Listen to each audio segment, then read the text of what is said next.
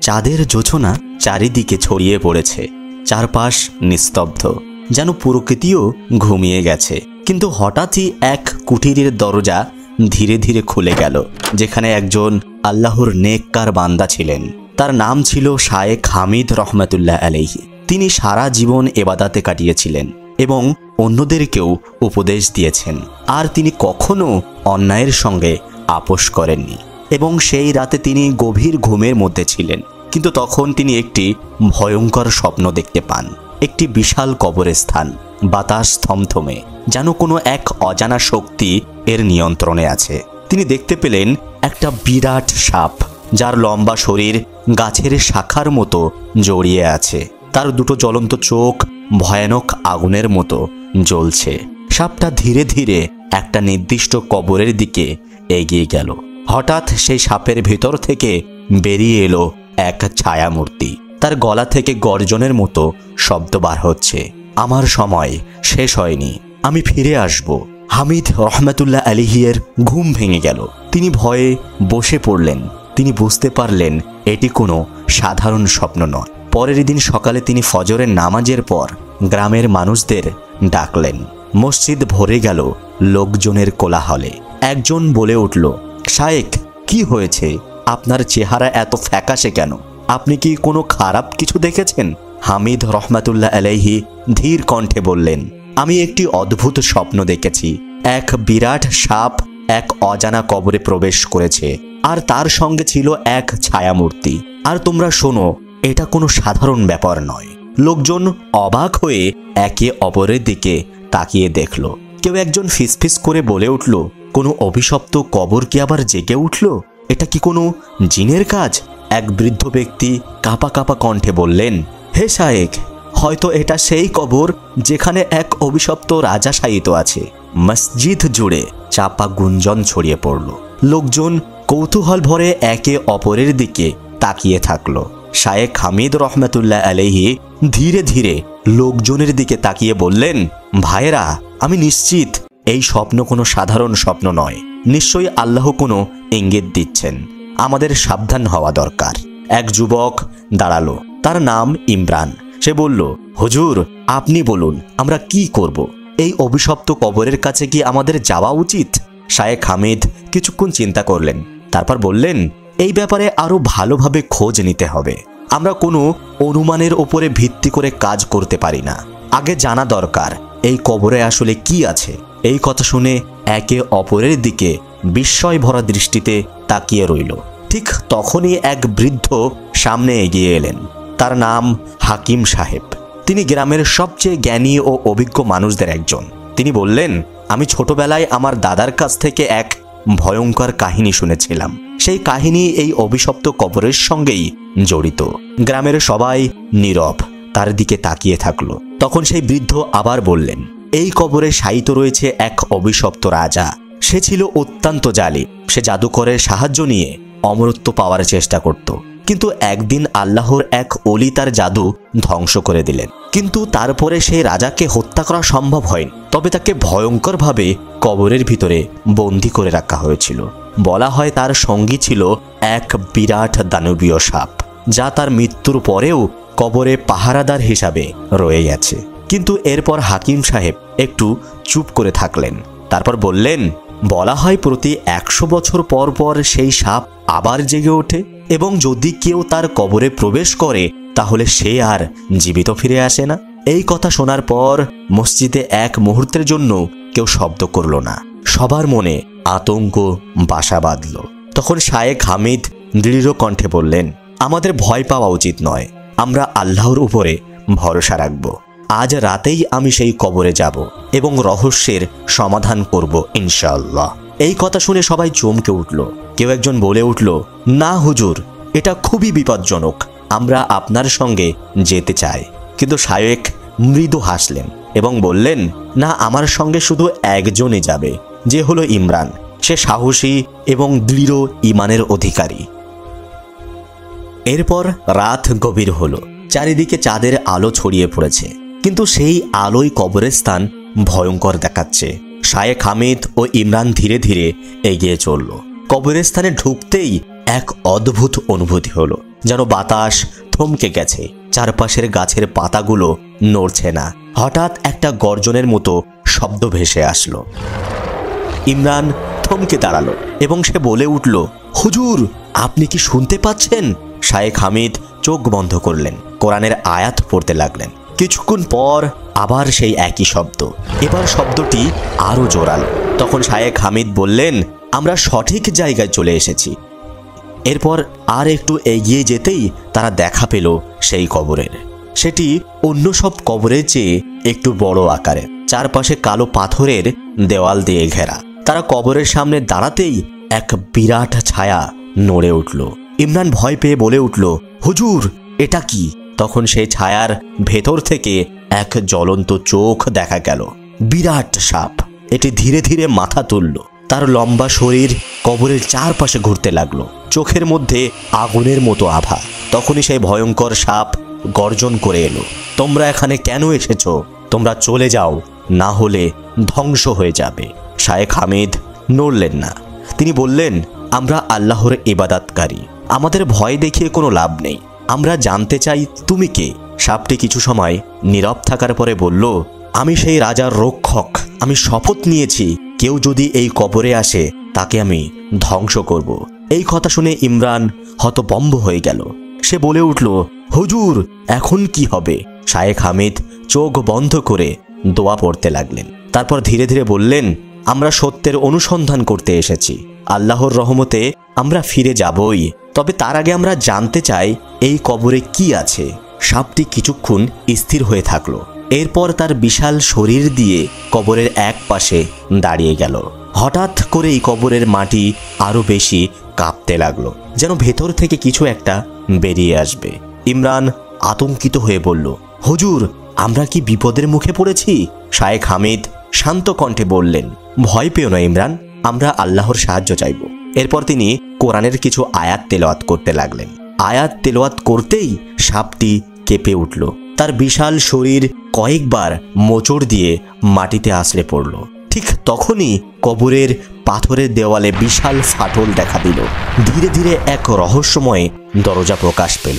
সেই দরজা থেকে কালো ধোঁয়ার মতো কিছু বের হতে লাগলো, আর সাপটি যন্ত্রণায় চিৎকার করে উঠল, না, এই দরজা খোলা যাবে না, এটা খোলা মানেই ধ্বংস নেমে আসবে। ইমরান বিস্ময়ে বলল, হুজুর, এ কি হচ্ছে? এই কবরের নিচে কি আছে? শায়েখ হামিদ কিছুক্ষণ চোখ বন্ধ করে রাখলেন, তারপর বললেন, এখানে শুধু একটা লাশ নেই, এখানে বন্দী আছে এক ভয়ঙ্কর জিন, যে সেই জালিম বাদশার সহচর ছিল। এই কথা শুনে ইমরান শিউরে উঠল, তাহলে কি সেই জিন মুক্ত হতে চাইছে?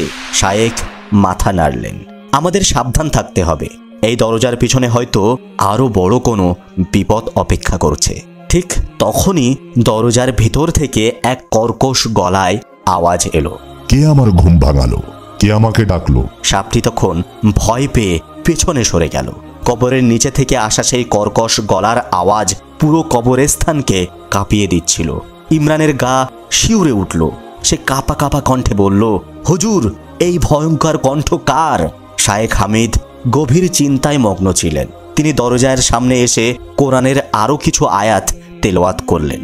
আয়াত পড়তেই দরজায় কাঁপুনি থেমে গেল, কিন্তু তখনই হঠাৎ এক প্রচণ্ড বাতাস উঠে এলো, যেন কালো ঝড় বয়ে যাচ্ছে। এরপর সেই দরজা থেকে বেরিয়ে এলো এক ভয়ঙ্কর ছায়ামূর্তি। তার উচ্চতা একজন মানুষের দ্বিগুণ, আর তার চোখ দুটো যেন জ্বলন্ত আগুন। কবরস্থানের বাতাস ভারী হয়ে গেল।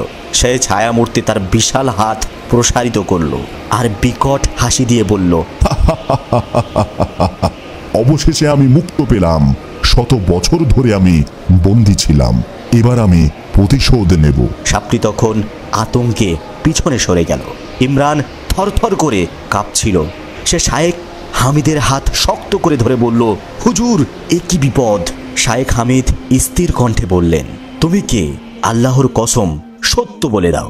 ভয়ঙ্কর ছায়াটি হেসে বলল, আমি সেই জালিম বাদশার অনুগত জিন, যার নাম ছিল আজরা। সে আমাকে বন্দী করেছিল, কিন্তু একদিন নিজেই তার কবরের সঙ্গে আমাকে বেঁধে নিল। আমি আজ এত বছর পর মুক্ত হলাম। হঠাৎ সাপটি শায়েখ হামিদের সামনে এসে মাথা নিচু করে ফেলল, যেন কিছু বলতে চাইছে। শায়েখ হামিদ তার দিকে তাকিয়ে বললেন, তুমি এতক্ষণ আমাদের বাধা দিচ্ছিলে, এখন আমাদের সাহায্য করতে এসেছো কেন?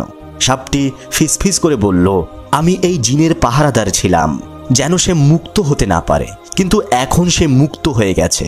আমাদের এক হতে হবে, না হলে এই জিন পুরো গ্রামকে ধ্বংস করে দেবে। ইমরান বিস্মিত হয়ে বলল, তাহলে তুমি আমাদের বন্ধু? সাপটি মাথা ঝাঁকালো। এদিকে সেই ভয়ঙ্কর জিন আজরা আকাশের দিকে হাত তুলে তীব্র আওয়াজে বলল, এখন এই গ্রামে আগুন বর্ষণ হবে, কেউ আমাকে থামাতে পারবে না। ঠিক তখনই শায়েখ হামিদ কোরআনের একটি আয়াত পড়তে লাগলেন, নিশ্চয়ই শয়তানের ষড়যন্ত্র দুর্বল। তারপর তিনি তার হাত তুলে আকাশের দিকে তাকিয়ে বললেন, হে আল্লাহ, তুমি এই জিনের শয়তানি ধ্বংস করে দাও। এই দোয়া শেষ হতে না হতেই একটা উজ্জ্বল নূরের ঝলকানি দেখা গেল। ভয়ঙ্কর জিন আজরা চিৎকার করে উঠল, না, এটা কি হচ্ছে? আমি তো ছিলাম শক্তিশালী। তার বিশাল দেহ ধীরে ধীরে কমতে লাগলো, আর সে ব্যথায় চিৎকার করতে লাগলো। সাপটি তখন ফোঁস করে বলল, এটাই তার শাস্তি। সে এতদিন বন্দী ছিল, এখন সে সম্পূর্ণ ধ্বংস হয়ে যাবে। ভয়ঙ্কর জিন আজরা ধীরে ধীরে কুঁকড়ে যাচ্ছিল। তার গগন বিদরী চিৎকারে পুরো কবরের স্থান কেঁপে উঠল। বাতাসে যেন আগুনের গন্ধ ভেসে আসছিল। ইমরান বিস্ময়ে বলল, হুজুর, এটা কি হচ্ছে? শায়েখ হামিদ শান্ত কণ্ঠে বললেন, আল্লাহর কলিমার শক্তির সামনে কোনো শয়তান টিকতে পারে না ইমরান, আজ তার দম্ভ চূর্ণ হবে। আজরা তখন আর্তনাদ করতে করতে বলল, না, আমাকে শেষ করো না, আমি সত্যি কথা বলবো। এই কবরের নিচে শুধু এক রাজা ছিল না, আরো এক ভয়ঙ্কর শক্তি লুকিয়ে আছে। ইমরান চমকে উঠল, কি, আরো কিছু আছে? সাপটি তখন দ্রুত সামনে এলো, তার চোখে এক অদ্ভুতের দৃষ্টি। সে ফোঁস করে বলল, তুমি মিথ্যা বলছো না তো আজরা? আজরা কষ্টে বলতে লাগলো, আমি সত্যি বলছি, সেই রাজা শুধু এক সাধারণ জাদুকর ছিল না, সে এক শয়তানি শক্তির মালিক ছিল, যা তাকে অমর করার জন্য তার আত্মা বিক্রি করেছিল। আমি ছিলাম তার দাস, কিন্তু আমিও বন্দী হয়েছিলাম তার চক্রান্তে। শায়েখ হামিদ চোখ বন্ধ করে গভীর চিন্তায় মগ্ন হলেন। কিছুক্ষণ পর তিনি বললেন, তাহলে আমরা এখনো আসল বিপদের সামনে দাঁড়িয়ে আছি। এই কবরের নিচে নিশ্চয়ই আরো কিছু লুকিয়ে আছে। তারা যখন কবরের পাশে তাকালো, তখন হঠাৎ একটা জায়গায় অদ্ভুত নকশা দেখা গেল। মনে হচ্ছিল একটা লুকোনো দরজা। শায়েখ হামিদ এগিয়ে গিয়ে কোরআনের কিছু আয়াত পড়তে লাগলেন। বলুন, সত্য এসেছে এবং মিথ্যা বিলীন হয়ে গেছে। নিশ্চয়ই মিথ্যা বিলীন হওয়ারই জন্য। এই আয়াত পড়তেই দরজাটি কেঁপে উঠল, তারপর ধীরে ধীরে খুলতে লাগলো। দরজা খোলার সঙ্গে সঙ্গেই ভেতর থেকে প্রচণ্ড কালো ধোঁয়া বেরিয়ে এলো। তারপর একটি বিকৃতি কণ্ঠ ভেসে এলো, তোমরা এত বছর পর আমার ঘুম ভাঙালে, এবার আমি আবার ফিরে আসব। একটি কালো অবয়ব আস্তে আস্তে তৈরি হচ্ছিল। তার চোখ দুটো ছিল রক্তের মতো লাল। তার পোশাক ছিল পুরনো রাজকীয় সাজের মতো, কিন্তু সেগুলো পুড়ে গেছে। শায়েখ হামিদ এবার শক্ত হয়ে দাঁড়ালেন। তিনি আকাশের দিকে তাকিয়ে দুহাত তুললেন, হে আল্লাহ, তুমি এই শয়তানি শক্তিকে ধ্বংস করে দাও। তারপর তিনি সেই কবরের মাটিতে হাত রেখে বললেন, তুমি যদি সত্যি অন্যায় আর জুলুমের শক্তি হও, তবে আল্লাহর কসম তুমি ধ্বংস হবে। এরপর আকাশে বিদ্যুৎ চমকালো। অভিশপ্ত রাজার আত্মা বিকট চিৎকার করে উঠল। পুরো কবরের স্থান কেঁপে উঠল। আকাশে কালো মেঘ জমাট বাঁধছে। তখন সেই অভিশপ্ত রাজা জ্বলন্ত চোখ নিয়ে বলে উঠল, আমাকে কেউ থামাতে পারবে না। আমি ফিরে আসব, আমি ফিরে আসব। আমার রাজত্ব আবার শুরু হবে। তার কণ্ঠে ছিল এক ভয়ঙ্কর প্রতিধ্বনি, যে ধ্বনি পুরো পৃথিবীকে কাঁপিয়ে তুলবে। শায়েখ হামিদ সাহসের সঙ্গে এগিয়ে গেলেন। তিনি এক মুহূর্ত দেরি না করে কোরআনের আয়াত পড়তে শুরু করলেন, অর্থাৎ আয়াতুল কুরসি পড়তে শুরু করলেন। এই আয়াত উচ্চারণ করার সঙ্গে সঙ্গেই পুরো কবরস্থানে এক তীব্র আলো বিস্ফারিত হলো। অভিশপ্ত রাজার আত্মা চিৎকার করে উঠল, না, এটা সম্ভব নয়। আমার এত বছরের শক্তি এত সহজেই ধ্বংস হয়ে যেতে পারে না। কিন্তু তার দেহ তীব্র আগুনের স্রোতে মিশে গেল, সে ছাই হয়ে গেল মুহূর্তের মধ্যেই। সেই সঙ্গে কবরের নিচের লুকানো দরজা আপনা আপনি ভাবে বন্ধ হয়ে গেল। চারপাশের অশুভ শক্তিগুলো বিলীন হয়ে গেল। আজরা, সেই ভয়ঙ্কর জিন যার হৃদয় এতদিন শয়তানের বন্ধনে ছিল, সে এখন মুক্ত। সে ধীরে ধীরে মাথা নিচু করে শায়েখ হামিদের সামনে বসে পড়ল এবং বলল, তোমরা আমাকে মুক্ত করলে, আমার 100 বছরের অভিশাপ শেষ হলো। আমি আল্লাহর দাস হয়ে নতুন জীবন শুরু করতে চাই। শায়েখ হামিদ বললেন, তাহলে যাও, আল্লাহর পথে ফিরে এসো। এরপরে আজরা এক দীর্ঘশ্বাস ফেলল, তারপর একটা সাদা ধোঁয়ার আকার নিয়ে অদৃশ্য হয়ে গেল। এরপর থেকেই সেই কবরস্থানে আর কখনো কোনো ভয়ানক কিছু আবির্ভাব হয়নি। তো প্রিয় দর্শক, এই ছিল আজকের ছোট্ট ঘটনা। ঘটনাটি যদি ভালো লাগে তাহলে লাইক, সাবস্ক্রাইব আর শেয়ার করতে ভুলবেন না।